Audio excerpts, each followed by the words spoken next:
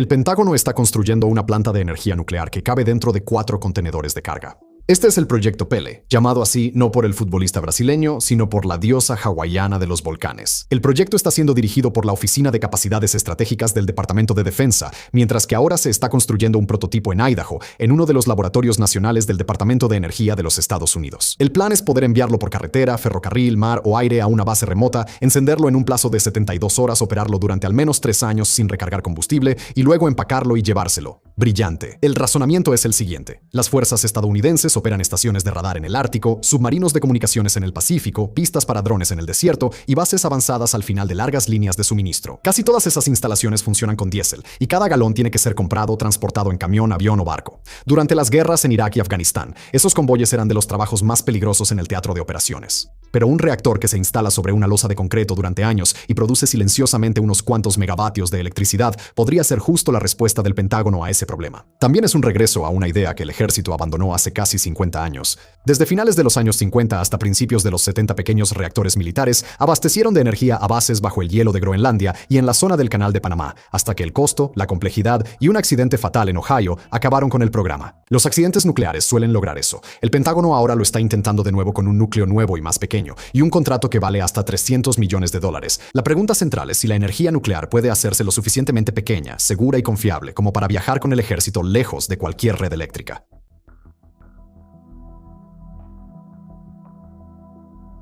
El Departamento de Defensa es el mayor consumidor institucional de energía en Estados Unidos. Consume aproximadamente 30 teravatios hora de electricidad al año. Consume más de 10 millones de galones de combustible al día en sus barcos, aviones, vehículos y bases. La mayor parte de eso es combustible para aviones y diésel marino, pero una parte considerable es simplemente combustible para generadores, que mantienen las luces encendidas en instalaciones que no tienen otra opción. Aquí es donde entra el proyecto Pele. Una base militar moderna requiere mucha electricidad.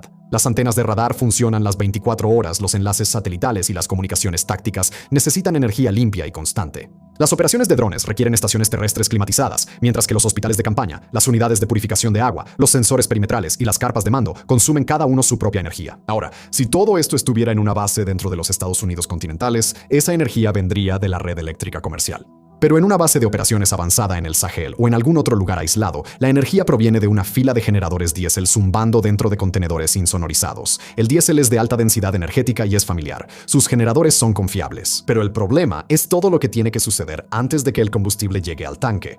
Cada galón tiene que comprarse en el mercado mundial, refinarse, almacenarse, transportarse en camión o avión hasta un puerto, cargarse en un barco, descargarse en un centro regional, transferirse a un camión cisterna, conducirse por una carretera que puede estar minada o vigilada y bombearse a un tanque flexible en el destino final. Cada paso cuesta dinero, toma tiempo y expone a las personas. Durante las guerras en Afganistán e Irak, esa cadena de suministro se convirtió en una de las partes más mortales del conflicto. Los convoyes de combustible y agua que iban entre Kuwait, Bagram, Kandahar y decenas de puestos más pequeños eran blancos frecuentes de emboscadas y bombas al borde del camino. La ruta Irish, que conectaba el centro de Bagdad con el aeropuerto internacional de Bagdad, se volvió tristemente célebre como la carretera más peligrosa de Irak entre 2003 y 2007. En Afganistán, en noviembre de 2008, militantes atacaron un depósito de suministros de la OTAN cerca de Peshawar, lo que resultó en la destrucción inmediata de 13 camiones y una enorme pérdida de combustible y suministros. Los militantes en Afganistán atacaron de nuevo en 2010, atacando decenas de camiones cisterna de combustible de la OTAN estacionados cerca del cruce fronterizo de Torkham.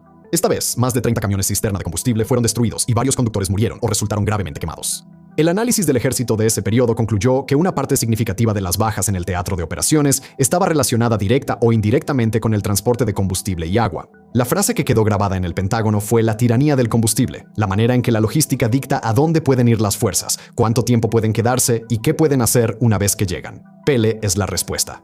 Un reactor que llega una sola vez, funciona durante al menos 3 años con una sola carga de combustible y produce algunos megavatios en el sitio, está diseñado para eliminar la dependencia diaria de una base del convoy.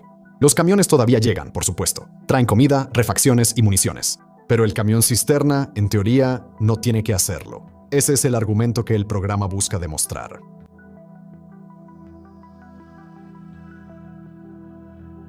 Dicho esto, nada de esto es una idea nueva. Desde 1954 hasta 1977, el ejército tuvo un programa de energía nuclear dirigido exactamente a ese tipo de sitios remotos con escasez de combustible que tanto preocupan al Pentágono. Construyó 8 reactores en sitios de todo Estados Unidos, el Ártico, la Antártida y la zona del Canal de Panamá. Y por un breve periodo, parecía que los pequeños reactores militares iban a convertirse en una característica normal de las bases lejanas. El más famoso de ellos estaba bajo la capa de hielo de Groenlandia. Camp Century era una red de túneles excavados en la capa de hielo, oficialmente una estación de investigación, pero extraoficialmente formaba parte de un estudio para instalar misiles nucleares bajo el hielo. Supongo que podrían haber estado investigando eso. De 1960 a 1963, un reactor portátil llamado PM-2A suministró su electricidad y calor, transportado en un tráiler y ensamblado en el lugar. Una unidad similar al PM-3A funcionó en la estación McMurdo en la Antártida, desde 1962 hasta 1972, suministrando energía a la base estadounidense cerca del extremo sur del mundo. También había una versión flotante. El MH-1A era un reactor de agua a presión instalado dentro de un barco Liberty convertido llamado Sturgis, y de 1968 a 1976 estuvo amarrado en el lago Gatún, suministrando electricidad a la red de la zona del Canal de Panamá. La barcaza pasaría décadas siendo desmantelada lentamente, y el casco finalmente fue desguazado en 2019. En conjunto, esos reactores sí demostraron el concepto. La energía nuclear militar de pequeña escala podía trasladarse a lugares difíciles y ponerse en funcionamiento, hasta que dejó de funcionar. La caída llegó con el SL-1, un reactor nuclear experimental en la Estación Nacional de Pruebas de Reactores, o NRTS, en Idaho. Irónicamente, el mismo lugar donde hoy se está desarrollando el proyecto Pele. En enero de 1961, un pequeño reactor experimental del ejército en la estación de pruebas alcanzó criticidad inmediata durante un procedimiento de mantenimiento. La barra de control central fue retirada demasiado, la potencia del núcleo aumentó bruscamente, y la vasija del reactor fue impulsado hacia arriba con suficiente fuerza para matar a los 3 militares que estaban encima de él. El accidente liberó alrededor de 1.100 curies de productos de fisión en la atmósfera y sigue siendo el único accidente fatal por excursión de potencia de un reactor en la historia de Estados Unidos. La limpieza, que implicó recuperar cuerpos altamente contaminados y enterrar el reactor en el lugar, se convirtió en una parte permanente de cómo la industria consideraba el error del operador y la seguridad inherente. Fue como Chernóbil, aunque a una escala diminuta y mucho antes de Chernóbil, y ayudó a poner fin a cualquier idea sobre unidades móviles de energía nuclear. Para 1977 el programa había terminado. Los reactores eran caros de construir, complicados de operar y requerían equipos especializados. El diésel más barato y la larga sombra del SL-1 simplemente dieron por terminada la idea, y sin embargo, ahora vuelve a considerarse. El proyecto Pele será probado en el mismo sitio de Idaho, donde una vez estuvo el SL-1 con combustible y características de seguridad que, según sus diseñadores, hacen que los fracasos del programa anterior sean irrelevantes. Entonces, ¿cómo puede ser eso?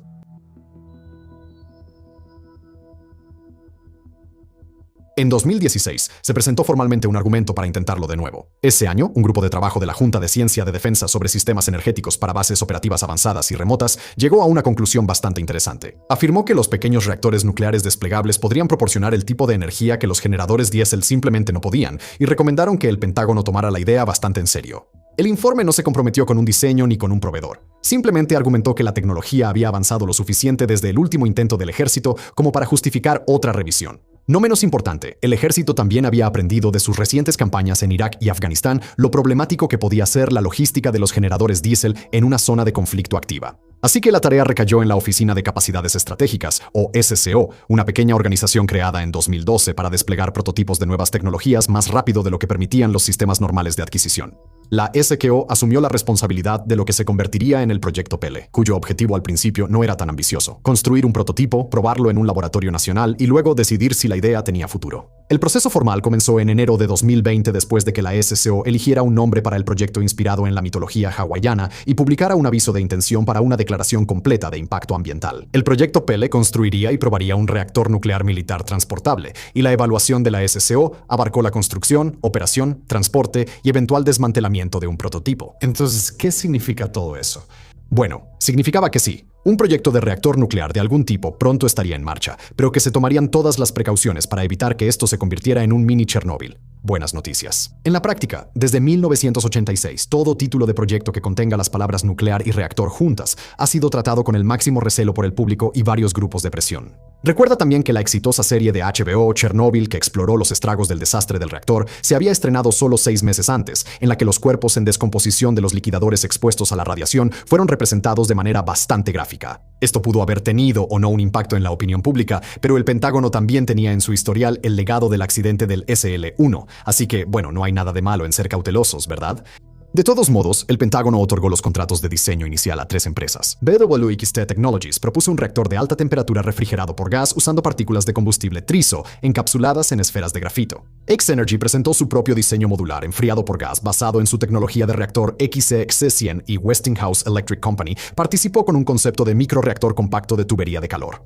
Para marzo de 2021 el campo se había reducido a 2. BWXT y X-Energy avanzaron a la ingeniería detallada, mientras que Westinghouse fue eliminada de la competencia. Los requisitos de diseño no eran nada sencillos. El reactor tenía que generar entre 1 y 5 megavatios de energía eléctrica, suficiente para mantener una base operativa completa de manera continua durante al menos 3 años sin recargar combustible. Tenía que caber dentro de contenedores de envío ISO estándar y sobrevivir a un tránsito potencialmente turbulento por aire, camión, tren o barco de carga. Y, una vez en el sitio, tenía que ser capaz de producir energía dentro de las 72 horas posteriores a su llegada y poder apagarse completamente, desconectarse y retirarse del sitio en un plazo de 7 días. También tenía que, ya sabes, no explotar ni irradiar a nadie. 2 hitos regulatorios importantes siguieron en 2022. En febrero, el Pentágono publicó sus declaraciones finales de impacto ambiental y en abril, el Departamento de Energía de los Estados Unidos emitió un registro formal de decisión, aprobando la construcción y pruebas en el Laboratorio Nacional de Idaho, un sitio que ya alberga docenas de programas de reactores experimentales que datan de la Guerra Fría, incluyendo, no lo olvides, Long Shadow y todo eso, CL-1. Finalmente, el 9 de junio de 2022, la CEO otorgó el contrato del prototipo a BWXT. El acuerdo, con un valor de hasta $300 millones, cubría el trabajo de diseño final, la fabricación, la producción de combustible, la entrega a Idaho y el apoyo para toda la campaña de demostración del reactor. X-Energy fue descartada, aunque su trabajo en reactores enfriados por gas continuó bajo programas separados del Departamento de Energía. BWXT, con sede en Lynchburg, Virginia, era la opción más obvia. La empresa había pasado décadas fabricando componentes nucleares para la flota de reactores de submarinos de la Marina de los Estados Unidos y ya operaba una de las pocas líneas comerciales de producción de combustible triso en el país. Y esa es básicamente la historia del proyecto Pele. Desde 2022 ha permanecido en desarrollo en el Laboratorio Nacional de Idaho, aunque con algunos retrasos. El Pentágono originalmente esperaba comenzar las pruebas en 2024, pero para 2025 ese cronograma se había desplazado de manera poco clara hacia la segunda mitad de la década. La expectativa ahora es que el reactor prototipo sirva menos como un experimento independiente y más como un puente tecnológico hacia despliegues militares más amplios. Y cuando se despliegue, se espera que el reactor sea el primer reactor de generación cuarto operativo que produzca electricidad en suelo estadounidense. La clase de diseños nucleares avanzados de los que se ha hablado en revistas de ingeniería y en el ámbito de las políticas públicas durante más de 20 años, pero que hasta ahora habían permanecido casi completamente teóricos.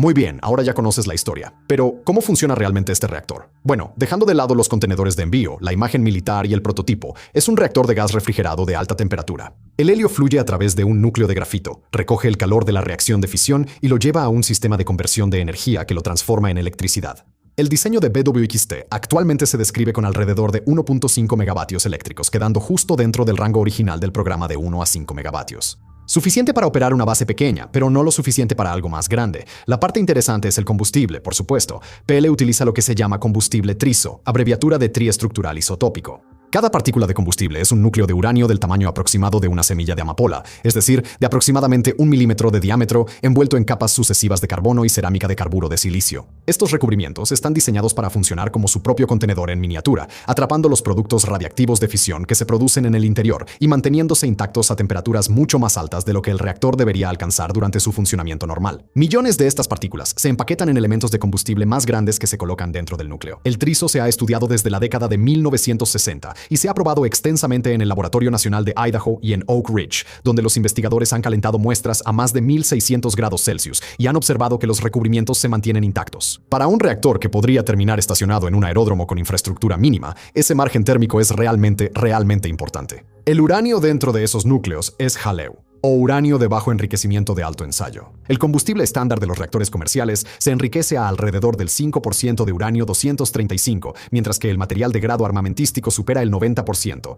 El HALEU se encuentra en medio, enriquecido a menos del 20%, lo que le da a los reactores avanzados un combustible más energético sin cruzar la línea de, ya sabes, el apocalipsis. Para Pele, el material se está preparando mediante la dilución de uranio altamente enriquecido de los inventarios existentes del gobierno de Estados Unidos, una ruta que el Departamento de Energía ha utilizado para iniciar varios proyectos de reactores avanzados, mientras aún se construye una cadena de suministro comercial de jaleo. Y como se mencionó al principio del video de hoy, toda la instalación está diseñada para caber en 4 contenedores estándar ISO de 20 pies. Uno contiene el módulo del reactor en sí, los otros transportan el equipo de conversión de energía, los sistemas de control e instrumentación y los equipos auxiliares y de enfriamiento. El arreglo específico de la turbina no se ha descrito públicamente en detalle, pero la arquitectura está basada en helio como fluido de trabajo y aire como sumidero de calor final. Y ese detalle sobre el aire es bastante importante. Verás, un reactor de energía convencional necesita un río, un lago o una costa porque descarga el calor residual en el agua. Para solucionar esto, la mayoría de los reactores están ubicados junto a fuentes de agua o depósitos de enfriamiento construidos especialmente para ese propósito.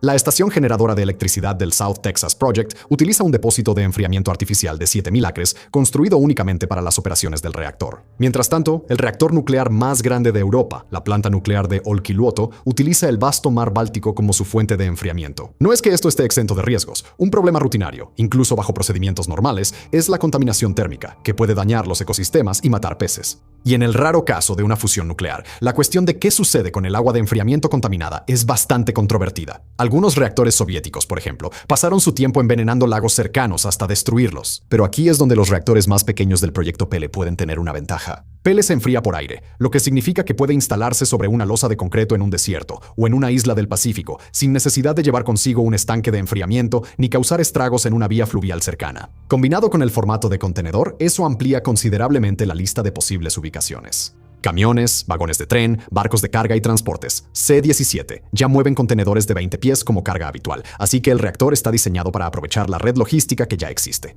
El caso de seguridad se basa en el combustible y la geometría del núcleo, en lugar de las bombas y las válvulas. Si el reactor se sobrecalienta, el diseño de Pele está pensado para usar una propiedad llamada retroalimentación negativa de temperatura. A medida que el grafito en el combustible se calienta, la reacción de fisión se desacelera por sí sola, sin que un operador tenga que retirar una barra de control o que una bomba entre en funcionamiento. El calor de desintegración que permanece después del apagado, que fue la parte realmente desastrosa del accidente de Fukushima, está pensado para ser disipado por simple conducción y circulación natural de aire a través de la estructura circundante, lo suficientemente lento como para que el recubrimiento trizo permanezca intacto. La frase que utiliza el programa es «seguro incluso si todos se van». La afirmación es que si todos los operadores se fueran y todos los sistemas activos fallaran, el reactor entraría en un estado de enfriamiento estable en lugar de atravesar su contención al fundirse. Al menos, esa es la intención. Si sobrevive a todos los escenarios creíbles, sabotaje, accidentes de transporte, ataques directos, degradación del combustible durante décadas, es lo que la campaña de pruebas en Idaho se supone que debe empezar a responder. Esto podría explicar los años de desarrollo continuo. Es comprensible que un reactor nuclear de cualquier tamaño deba ser probado exhaustivamente para considerar todo tipo de eventualidades en el campo, especialmente si la intención es instalarlo en una zona de guerra activa. Por ahora, la apuesta de ingeniería es sencilla: combustible resistente, un núcleo tolerante y un diseño que cabe en un camión. Entonces, ¿cuándo vamos a ver esto en acción?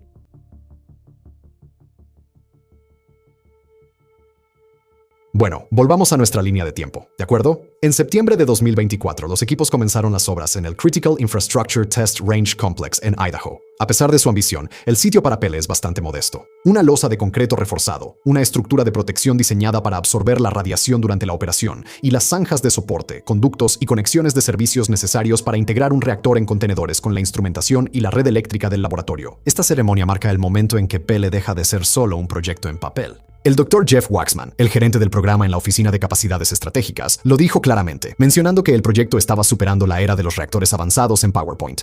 Otros diseños de la generación cuarto se habían discutido durante 2 décadas. Este ya estaba físicamente presente. Esto era una noticia bastante emocionante, aunque el cronograma se ha reconfigurado desde entonces, como mencionamos. Los primeros documentos de planificación apuntaban a una entrega en 2024, pero ahora, como dijimos, será hasta finales de la década. Sin embargo, en el mundo nuclear, retrasos de este tipo no son precisamente poco comunes. En julio de 2025, BWXT comenzó la fabricación del núcleo del reactor en su campus de innovación de Lynchburg, en Virginia, la misma instalación que produce combustible para submarinos y portaaviones de la Marina de los Estados Unidos. Aquí es donde las partículas trizo, los bloques de grafito y los componentes estructurales del núcleo se ensamblan. BWXT es el contratista principal y el resto del equipo se organiza a su alrededor. Northrop Grumman es responsable de los sistemas de control y monitoreo. Rolls-Royce Liberty Works, sí, la compañía de autos, apoya el área de conversión de energía, y Torch Technologies se encarga del trabajo de integración que une todas las piezas. Una vez que el reactor llegue a Idaho, se planea que la campaña de pruebas se realice en etapas. La primera fase es el ensamblaje en la plataforma y una serie de revisiones de seguridad por parte del Departamento de Energía y el Laboratorio Nacional. Después de eso, viene el arranque inicial y las pruebas de criticidad, el momento en que el núcleo sostiene una reacción en cadena por primera vez. A partir de ahí, el reactor está destinado a conectarse a la microred especializada del Laboratorio Nacional de Idaho, una red de investigación utilizada para estudiar cómo se comportan los generadores junto con fuentes convencionales. El programa de pruebas más largo, que se proyecta que dure varios años, está diseñado para demostrar lo que el documento de requisitos establecía en 2020: producción sostenida de energía a escala de pocos megavatios, operación remota con personal mínimo en el sitio, seguimiento de la carga conforme cambian las demandas eléctricas, la capacidad de desconectar y preparar el reactor para su transporte, y los procedimientos de mantenimiento que realmente usaría un equipo desplegado. Cada uno de esos puntos tiene que demostrarse en la práctica antes de que pueda comenzar cualquier conversación sobre poner el reactor en una base. Para un programa cuyos predecesores se apagaron por última vez en los años 70, tener un núcleo fabricado en Lynchburg y una plataforma terminada en Idaho es la parte más difícil del camino.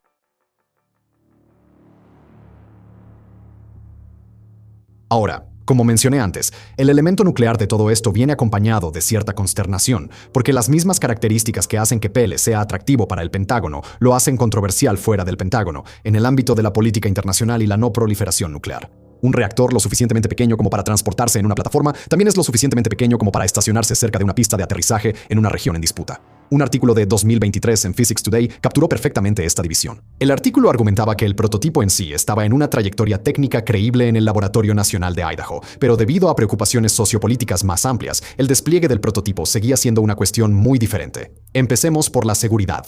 El combustible trizo y el enfriamiento pasivo que mencioné antes están diseñados para manejar los peores escenarios térmicos, pero un reactor desplegado aún debe estar blindado, vigilado, monitoreado y rodeado de planes de emergencia que los comandantes locales realmente puedan ejecutar. El combustible gastado tiene que ir a algún lugar cuando termina el ciclo de 3 años. El plan actual es enviar los núcleos usados de regreso a Estados Unidos para su almacenamiento y disposición final, lo que significa que el problema del transporte no termina cuando el reactor llega a una base. De hecho, se repite a la inversa con material que es considerablemente más caliente que el que salió. Y quiero decir, la vulnerabilidad del tránsito del combustible para generadores era uno de los principales problemas que el proyecto intentaba solucionar. La seguridad es la siguiente capa. Un reactor en una base operativa avanzada es un objetivo fijo, valioso y cargado políticamente. Incluso sin una brecha exitosa, un proyectil de mortero que caiga en el mismo complejo, un ataque de dron contra el escudo, o incluso un accidente ocasionado por alguien de dentro, podría producir un evento de contaminación que influya en la política, sin importar lo que digan los ingenieros. El Departamento de Defensa tiene experiencia protegiendo material sensible, pero un reactor en una plataforma no es el mismo problema que una ojiva en un búnker. Las preocupaciones de no proliferación también son un problema. Verás, las preocupaciones sobre la proliferación nuclear surgen cada vez que el material nuclear se transporta internacionalmente, especialmente por parte de los militares. Como recordatorio, el combustible trizo del proyecto Pele utiliza uranio HALEU, que está enriquecido entre 5 y 19.75%.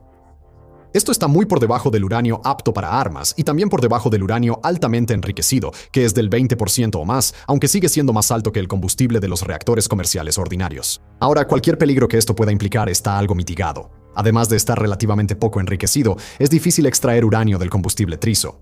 Aún así, ponerlo en un sistema transportable que eventualmente podría pasar por varios países genera preguntas. Algunos expertos se preocupan de que la producción o el transporte generalizado pueda normalizar el movimiento de uranio más altamente enriquecido. Cualquier despliegue en el extranjero requeriría la aprobación de la nación anfitriona, y la política de aceptar un reactor militar estadounidense probablemente no sea sencilla en Europa o, bueno, en realidad, en ningún lugar. La oposición interna en el país anfitrión, así como los cambios de gobierno y de dirección política, podrían retrasar o deshacer acuerdos que tomaron años en negociarse. Y luego está el costo. El contrato del prototipo tiene un valor de hasta $300 millones, y la preparación del sitio, las pruebas, el combustible y el eventual retorno y disposición del material gastado se suman a eso. Comparado con un generador diésel, esta nueva fuente de electricidad será costosa, pero ser de bajo costo es en parte uno de los objetivos de Pele. Su propuesta de valor no es energía barata, es energía continua, entregada sin la necesidad de convoyes como alternativa al costo material y humano de los camiones de combustible. Los defensores dentro del Departamento de Defensa y en BWXT señalan la defensa en capas que el diseño ya proporciona. Los recubrimientos trizo, el comportamiento de apagado pasivo, la custodia militar del material desde el principio hasta el final y una campaña de pruebas supervisada que lleva varios años en curso. Sin embargo, los críticos hacen preguntas. ¿Qué sucede durante un ataque sostenido a la base? ¿Cómo se ve el núcleo después de varios años de operación en una tormenta de arena o en un ambiente con rocío salino? Y en caso de cualquier problema, ¿quién estaría calificado para desarmar el equipo? Así que, por significativo que pueda ser Pele, aún está por verse qué uso se le dará a la idea. Al final, el Pentágono tendrá que decidir si Pele se convierte en un sistema en servicio o si sigue siendo un experimento único en el desierto. No es que el posible éxito de Pele no sea emocionante a su manera. Después de todo, dejando de lado los despliegues militares, el mismo equipo podría usarse en contextos humanitarios, quizá como ayuda en desastres después de un huracán. Deja fuera de servicio una red eléctrica regional o para proporcionar energía en comunidades civiles aisladas. Si la tecnología más amplia estuviera disponible, ¿por qué no expandir finalmente su utilidad fuera del controvertido ámbito de las misiones y bases militares? Por supuesto, el otro camino también es plausible. El prototipo podría funcionar técnicamente y aún así resultar demasiado caro por kilovatio hora, demasiado pesado para las aeronaves previstas por el programa y demasiado complejo para que las tripulaciones lo mantengan en el campo. Cualquiera de los dos resultados será observado de cerca. Aliados que consideran sus propios reactores desplegables, proveedores que comercializan microreactores comerciales y competidores que evalúan programas similares, todos tienen interés en lo que Idaho Home produce. El estándar establecido ahí para reactores avanzados transportables probablemente perdurará más que el prototipo. La prueba más difícil va de la mano con la de ingeniería. Pele debe demostrar que un reactor funcional puede salir de una planta de energía, viajar con el ejército y aún ser aceptado como una pieza de infraestructura. Gracias por vernos.